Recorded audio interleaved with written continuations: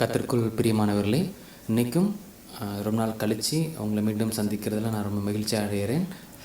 இன்றைக்கும் ஆண்டவர் கொடுக்குற வேத வசனத்தை நம்ம கேட்போம். அந்த வசனத்தை கேட்குறதுக்கு முன்னாடி நம்ம ஒரு பாடலை கேட்போம்.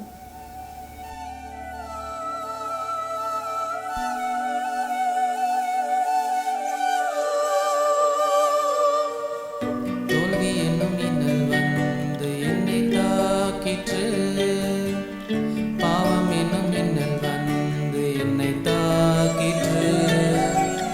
தோல்வி என்னும் இன்னல் வந்து என்னை தாக்கிற்று, பாவம் என்னும் இன்னல் வந்து என்னை தாக்கிற்று.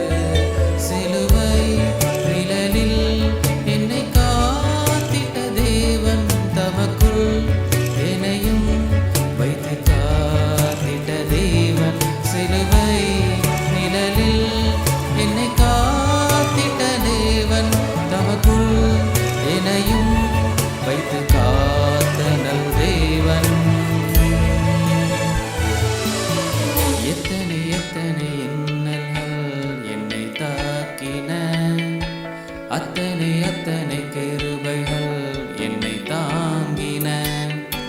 எத்தனை எத்தனை இன்னல்கள் என்னை சூழ்ந்தன, அத்தனை அத்தனை கிருபைகள் என்னை சுமந்தன. பாருங்க, இந்த பாட்டை பாருங்க, எவ்வளோ அழகா அந்த வரிகள்லாம் பாருங்க.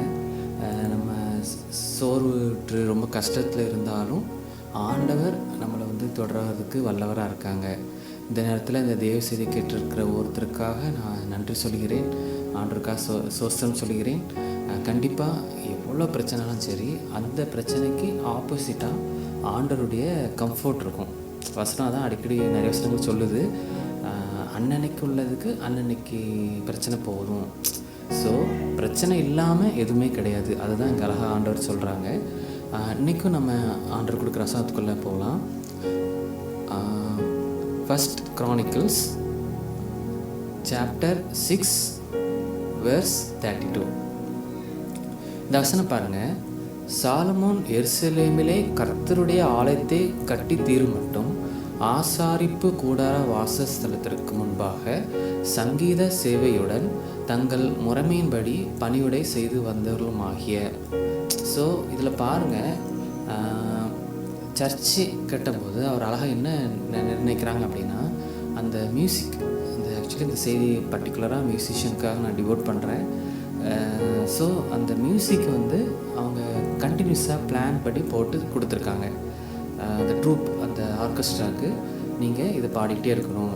சர்ச்சு ஓரளவு கன்ஸ்ட்ரக்ஷன் நடந்தாலும் நீங்கள் பாடணும்னு சொல்லி ஷிஃப்ட் பிரகாரம் அவங்களுக்கு டைம் டேபிள் போட்டு அழகாக நிர்ணயம் பண்ணி கொடுக்குறாங்க. ஸோ நிறைய பேர் நிறைய நேரத்தில் நினைக்கலாம், பாட்டு தானே அப்படின்னு நினைக்கலாம். ஆனால் ஆண்டவர் அந்த இசை பாட்டில் பிரியமாக இருக்கிறார். ஒருவேளை ஆலயத்தை கட்டுறது கொத்தனாரோ கையால் இருந்தாலும் இந்த மாதிரி ஒரு உணர்ச்சி பூர்வமாக ஒரு விஷயம் நடக்கும்போது ஆண்டவர் மகிமைப்படுறாரு. அதனால் ஆலயம் கட்டப்படுது. நம்ம வாழ்க்கையில் அதே போல் தான். நம்மளுடைய கஷ்ட நேரங்கள், துன்ப நேரங்கள் எல்லாத்துலேயும் நம்ம ஆண்டவருக்கு ப்ரையாரிட்டி கொடுத்து ஆண்டவர்கிட்ட ஜெபிச்சோம் அப்படின்னா நம்மளுக்குள்ள எல்லா பிரச்சனையும் ஆண்டவர் நிற்க வல்லவராக இருக்காங்க. எப்பவும் துதி செலுத்துறதோடு நம்மளுடைய வேலை செய்கிறதோ பணி செய்கிறதோ இருக்கணும். எந்த பாட்டுனாலும் பாடலாம். ஆண்டவர் ஸ்கேலையோ தாளத்தையோ பார்க்குறதில்ல. ஆண்டவர் நம்ம உள்ள மனசில் இருக்கக்கூடிய விஷயத்தை தான் ஆண்டவர் பார்க்குறாரு. நம்ம ஜெபிப்போம். அன்புள்ள ஆண்டவரே, இந்த வேலைக்காக நன்றி அப்பா. இன்னைக்கு ஆண்டவரே, இந்த ஜெப வேலைக்காக நன்றி சொல்கிறோம். முன்னாடி நிறைய பேர் இந்த நேரத்தில் வசனத்தை கேட்டுக்கொண்டிருப்பாங்கப்பா. நிறைய பேர் வியாழத்தோடு இருந்திருப்பாங்கப்பா. அவங்களுக்காக நான் ஜெபிக்கிறேன். ஆண்டவரே, என்னென்ன பிரச்சனைகள் இருந்தாலும் சரி ஆண்டவரே, அவங்களுக்கு முழு தீர்வு நீங்கள் தான் தரணும்ப்பா.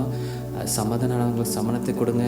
அதுபோல் பயத்தின் ஆவியில் இருக்கவங்களுக்கு அந்த பயத்தில் உள்ள விஷயத்தெல்லாம் எடுத்து போட்டு தைரியத்தின் ஆவி கொடுங்கப்பா. அன்று அவங்க வீட்டில் உள்ள பிரச்சனை நீக்கி போடுங்க.